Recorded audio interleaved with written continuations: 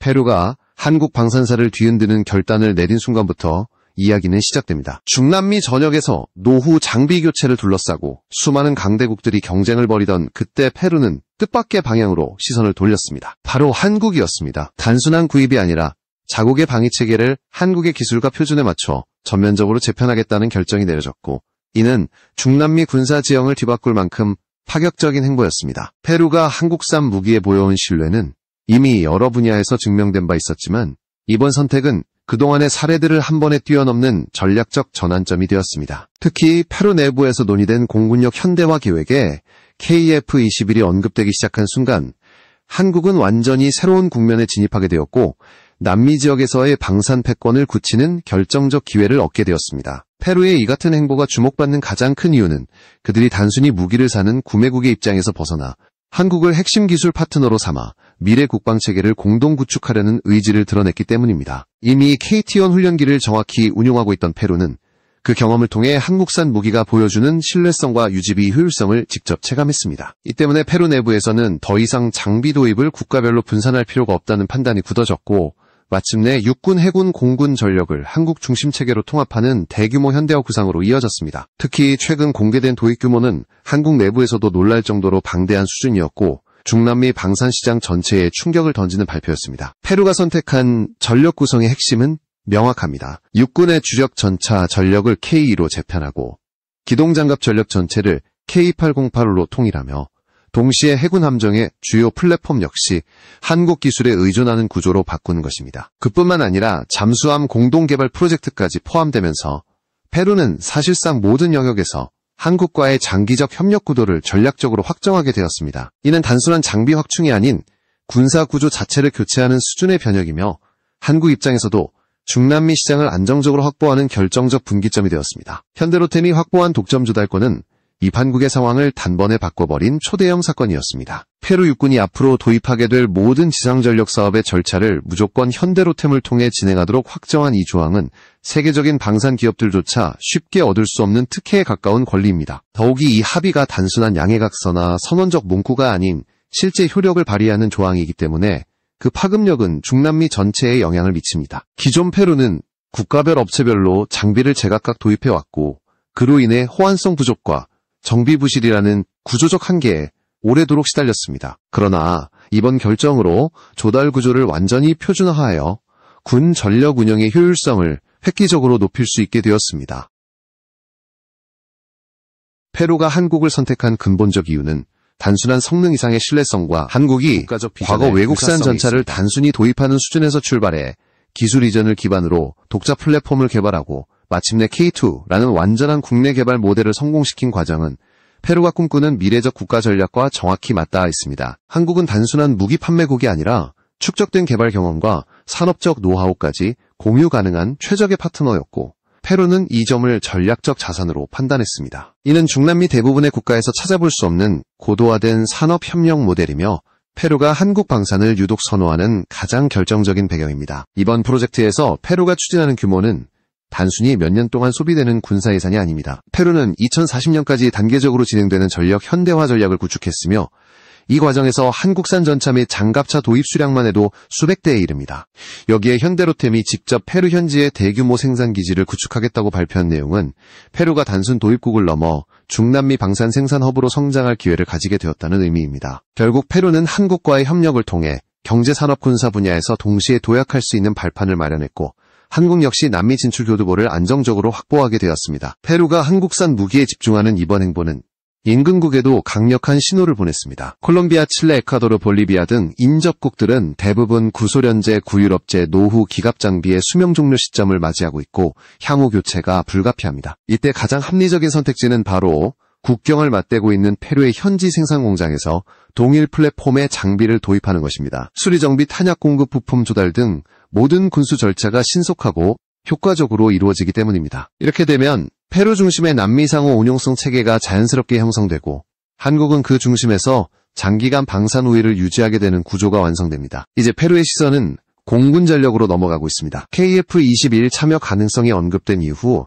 해외 군사 전문 매체들 역시 페루가 공동개발 파트너로 합류하는 것이 현실성 높은 선택이라는 분석을 내놓고 있습니다. 노후 전투기 대체 문제를 해결함과 동시에 자국 기술력 향상까지 노릴 수 있기 때문입니다. 한국방산은 최근 수년간 기록적인 수출 성과를 거두어왔지만 그 과정에서 일부 국가가 납기나 금융지원 문제로 협력을 악용하는 사례도 있었습니다. 그러나 페루만큼은 한국산 무기에 일관된 신뢰를 보내고 있으며 이는 KF-21 사업에도 긍정적인 영향을 미칠 것으로 평가됩니다. 페루의 참여가 현실화된다면 중남미 항공전력 시장에서 한국은 압도적 선도국이 될 수 있습니다. KF-21이 페루 공군의 차세대 주력기가 된다면 주변국들도 동일 플랫폼 도입을 검토할 가능성이 높고 중남미 전역에서 새로운 공군 표준 체계가 형성되는 계기가 될 것입니다. 한국은 단계적 업그레이드를 통해 완전한 스텔스 전투기로 발전하는 KF-21의 로드맵을 이미 공개한 상태이며 중남미 국가들이 필요로 하는 유지비 안정성과 장기적 성능 확장 능력을 모두 갖춘 기종이라는 평가를 받고 있습니다.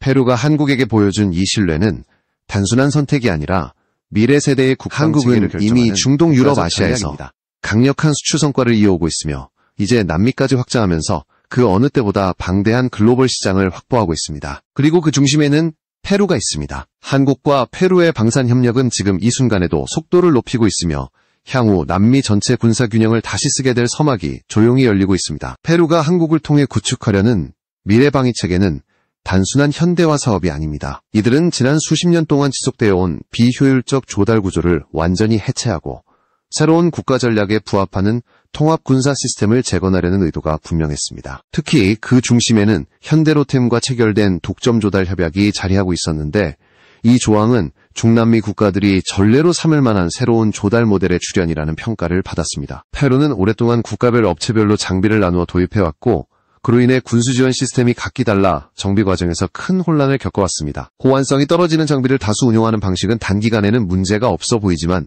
실제 전력 유지 측면에서는 심각한 취약점을 만들어 왔습니다. 이러한 병목 구조를 근본적으로 해결하는 가장 빠른 길은 신뢰할 수 있는 단일 파트너를 중심으로 조달 절차를 단순화하는 것이었고 페루는 그 역할을 한국에게 맡겼습니다. 이는 미국, 독일, 프랑스 등 기존 방산 강국들이 수십 년 동안도 얻지 못한 조달 독점권을 한국이 확보했다는 점에서 충격적인 사건이었습니다. 특히 페루는 기존에 도입해온 구소련제와 유럽제 장비들의 유지비용 증가 문제를 심각한 부담으로 인식하고 있었습니다. 단가 자체는 저렴해 보였지만 시간이 지날수록 부품 확보가 불안정해지고 정비 인력 교육까지 모두 별도로 진행해야 하는 비효율이 누적되면서 결국 국방비 지출을 압박하는 구조로 이어졌습니다. 이런 문제를 해결할 수 있는 가장 현실적인 선택지가 바로 한국산 플랫폼의 통합 도입이었습니다. 현대로템이 확보한 권리는 단순히 장비 공급에 그치지 않습니다. 페루가 장기적으로 도입하게 될 계열 차량 사업 전체가 포함되어 있으며 여기에는 교량 전차, 공병 장비, 지휘 통제 차량 등 전장에서 필수적인 지원 차량들도 자동으로 포함됩니다. 다시 말해 페루는 전차 장갑차를 넘어서 기동군단 전체를 한국의 표준 체계로 재구성하는 길을 선택한 것입니다. 이는 전 세계적으로도 드문 사례이며 중남미 국가 가운데 최초의 시도라는 점에서 상징성이 매우 큽니다. 이 결정으로 인해 미국이나 독일 같은 기존 방산 강국은 사실상 페루 지상 전력 시장에서 완전히 배제되었습니다. 페루가 한국의 기동 전력을 선택한 또 다른 이유는 K2와 K808이 보여준 종합적 신뢰성입니다. K2는 고온 고습 고지대 등 다양한 지형과 환경에 적응할 수 있도록 설계된 한국형 전차로 이미 여러 국가에서 관심을 보이고 있으며 특히 사막 고산 밀림 등 복합 지형을 가진 중남미 지역에도 적합하다는 평가를 받고 있습니다. K808 역시 기동력, 방어력 확장성 면에서 페루가 필요로 하는 기준을 충족시키고 있어 전체 장갑 전력을 한국형 플랫폼으로 단일화하는 데 무리가 없는 조합으로 보고 있습니다. 페루가 장기적으로 고려하는 해외 역수출 계획까지 감안하면 한국산 플랫폼이 제공하는 확장성과 생산 편의성은 다른 후보들과 비교할 수 없는 장점이 되었습니다. 페루는 이번 협력 체계를 통해 기존에 지적되어 왔던 방위 산업의 구조적 한계를 극복하려 하고 있습니다. 장비 조달 중심의 단순 구매국에서 벗어나 직접 생산과 조립까지 가능한 중남미 생산 거점으로 도약하려는 의지가 강하게 드러났습니다. 이를 가능하게 하는 것이 바로 현대로템이 직접 페루 현지에 생산기지를 구축하는 계획입니다. 현지 생산은 단순한 비용 절감 효과를 넘어 생산 기술 이전 교육 프로그램 구축 부품 공급망 형성 등 국가적 산업 기반을 강화하는 역할을 수행합니다. 페루는 이를 통해 주변국과의 방산 협력 관계를 확대하고 중남미 영내 안보 구조에서 주도적인 위치를 점할 수 있다는 전략적 판단을 내린 상태입니다. 이러한 대규모 현대화 계획은 단계별 일정으로 구성되어 있습니다. 초기에는 창원 공장에서 완성된 장비가 직접 공급되어 신속한 전력 증강이 이루어지고, 이후에는 페루 현지 공장에서 생산된 플랫폼이 도입되어 장기적 자립 기반을 마련하게 됩니다. 2026년부터 2028년까지 단기간에 수백 대의 장비를 공급할 수 있는 한국의 생산 능력은 이미 해외에서도 인정받고 있으며, 이는 페루가 신뢰하는 중요한 이유 중 하나입니다. 이후 2029년부터 2040년까지 이어지는 현지 생산 단계는 페루가 중남미 방산 시장에서 주도권을 잡기 위한 초석이 됩니다. 이 과정에서 한국 기술진은 현지 인력을 교육하고 생산 체계를 구축하며 산업 기반을 발전시키는 데 적극 참여하게 됩니다. 페루가 새로운 전략 파트너로 한국을 선택한 또 하나의 중요한 배경은 한국이 단순 개발국을 넘어 글로벌 방산 강국으로 성장한 과정을 높게 평가했기 때문입니다. 20세기 중반에 전쟁으로 폐허가 되었던 한국이 짧은 시간 안에 세계적인 경제력과 군사력을 갖춘 국가로 성장한 과정은 페루가 지향하는 국가 발전 모델과 완벽하게 겹칩니다. 기술 이전을 기반으로 외국 무기를 단순 조립하는 단계를 넘어 독자 개발과 대규모 수출까지 성공한 한국의 사례는 페루가 추구하는 방위산업 전략에도 그대로 적용될 수 있는 구조입니다. 페루는 이를 단순한 모방이 아닌 실질적인 협력 모델로 삼으려고 하고 있으며, 한국의 산업 성장 경험을 함께 공유받겠다는 의도를 명확히 했습니다. 페루의 이러한 결단은 단순한 국방 강화가 아니라 국가 산업 구조 전반을 재편하는 선택이며, 한국과의 파트너십을 통해 이를 실현하려는 강한 의지를 보여주고 있습니다. 페루는 이제 중남미에서 새로운 표준을 제시할 국가로 자리매김할 준비를 하고 있으며, 한국은 그 과정에서 핵심적인 역할을 맡게 됩니다. 이러한 협력 구도는 주변 국가들에게도 강력한 영향을 미칠 것이며, 향후 수십 년간 중남미 방산시장의 경쟁 구도 자체를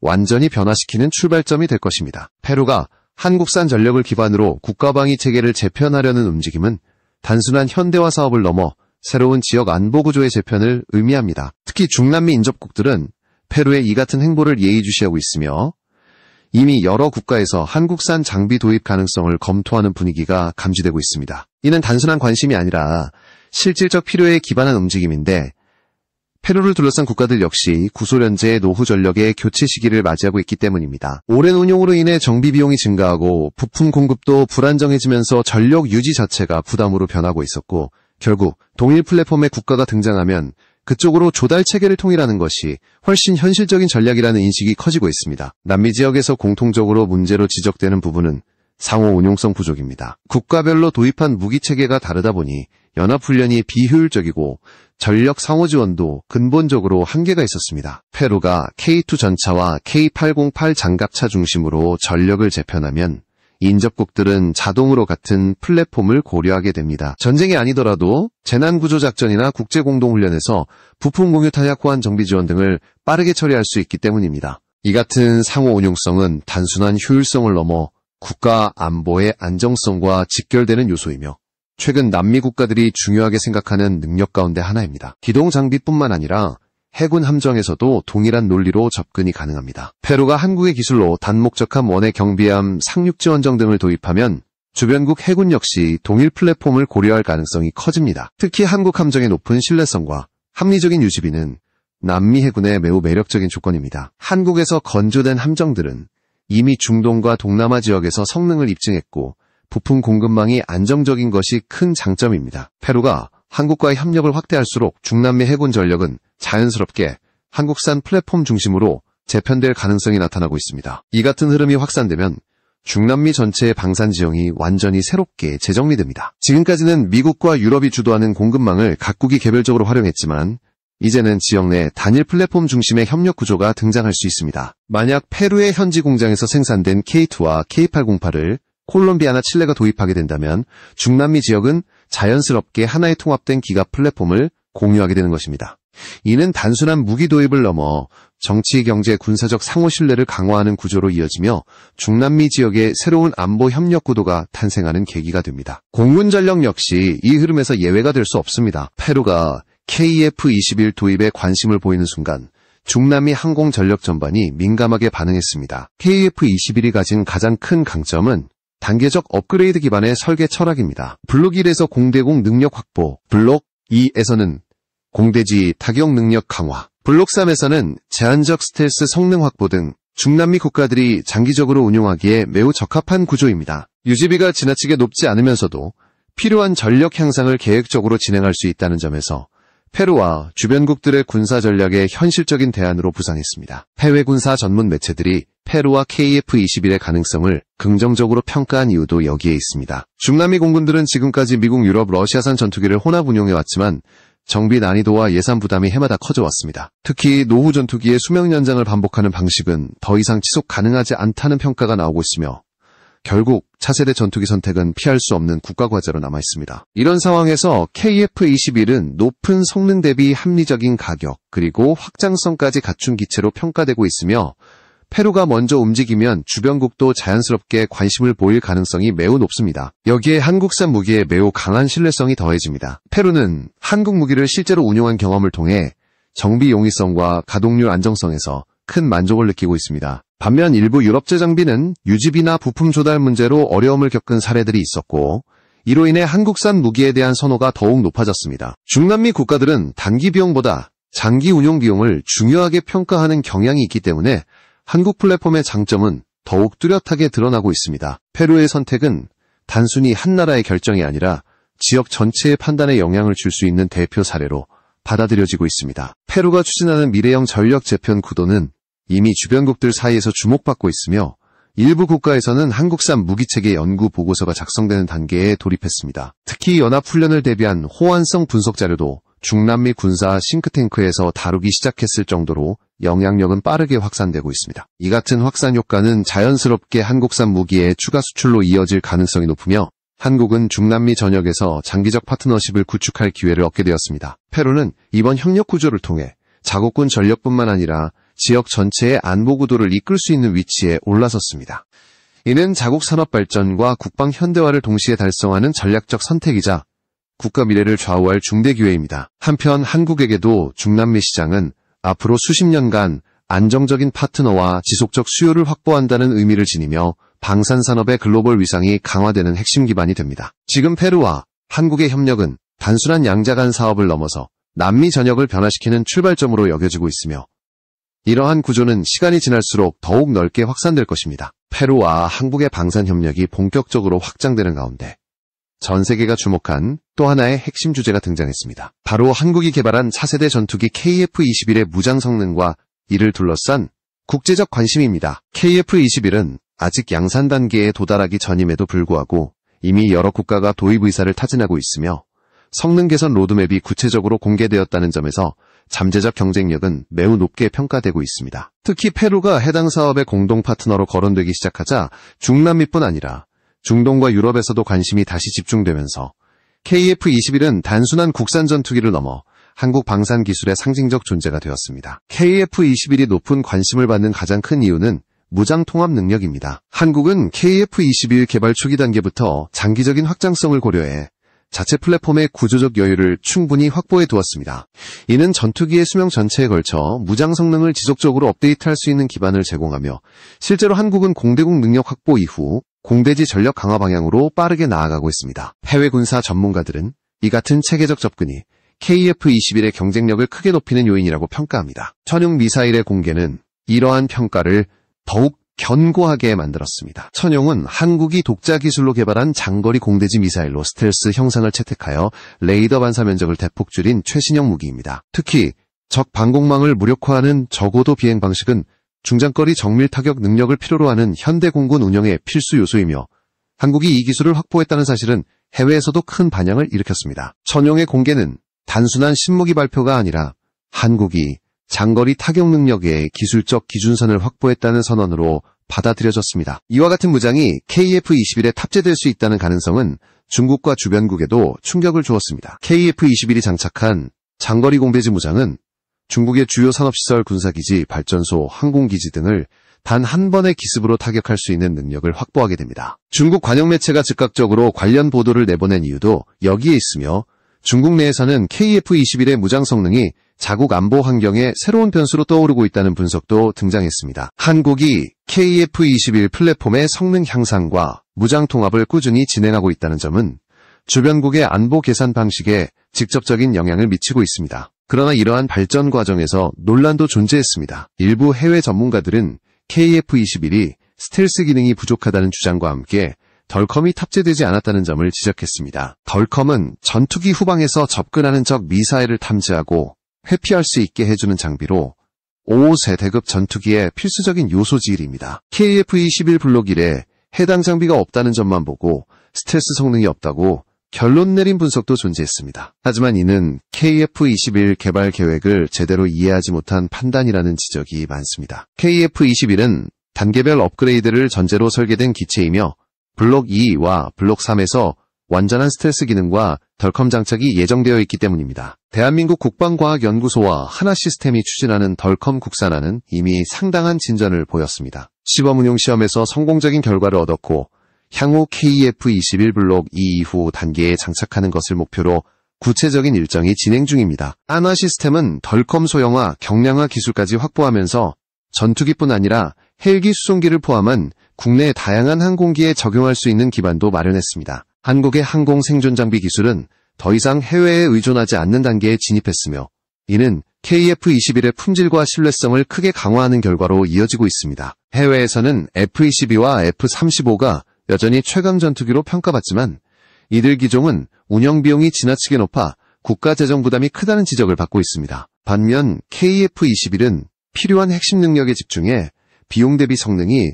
매우 우수한 모델로 주목받고 있습니다. 특히 블록 2 이후 단계에서 스텔스 기능이 강화되고 무장창 확장까지 이루어지면 KF-21은 5세대급 전투기의 기준에 본격적으로 진입하게 됩니다. 이후 블록 3에 이르면 중국의 제-20을 능가할 잠재력을 가지고 있으며 미국이 강조하는 신세대 전투기 개념과도 기술적으로 연결되는 미래 확장성을 지녔습니다. 한국은 KF-21 개발을 단순한 전투기 생산이 아닌 미래 항공 강국으로 도약하기 위한 교두보로 삼고 있습니다. 블록 3까지 완성한 뒤에는 곧바로 6세대 전투기 개발로 이어지는 KF-X 프로그램이 추진될 예정이며 여기에는 유무인 복합 전력 극초음속 무기 고출력 레이저 고성능 센서 융합 등이 포함됩니다. 한국은 단계별 기술 축적을 통해 안정적이고 현실적인 방식으로 차세대 전투기 개발을 준비하고 있으며 이는 해외 군사 전문가들도 높게 평가하는 부분입니다. 페루와 같은 신흥 공군국은 이러한 한국의 로드맵을 국가적 성장 모델로 받아들이고 있습니다.